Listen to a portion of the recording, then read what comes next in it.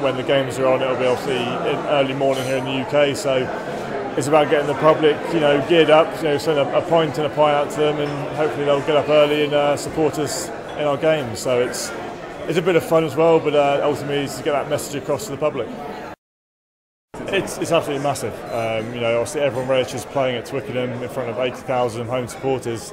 It's a little tougher when you go on those away matches, but having that knowledge that the country's behind you, even if they're not there in the stadium, is absolutely massive for the boys. And I'm sure there'll be some supporters over there in New Zealand, but it'll be the ones at home that really put the bump behind it.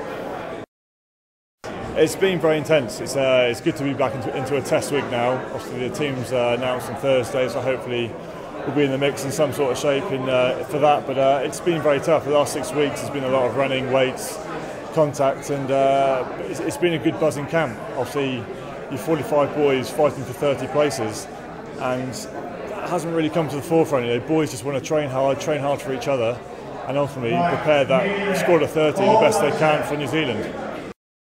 I think it's a very strong squad. I think the boys that have just been sent back to their clubs, the calibre of players that have just gone, shows that the boys that are left in the camp are of a high standard. And I think, as that squad gets whittled down over the next couple of weeks, you'll lose some big names, but ultimately the boys that are left are there to do the job in New Zealand. So it'd be good. It'd be nice to get back to Leicester, but I'm sure they're not missing us. We've got a lot of players who take their chances this sort of time of year when boys are away on international duty, and I'm sure they'll take their chances and make it very hard for us to get back into the team when we return back to clubs.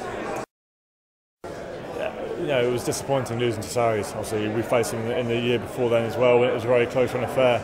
I thought the final just gone, we may have just edged it getting over that line, but all credit due to Sarries, they kept us out. But it's a new campaign again this year.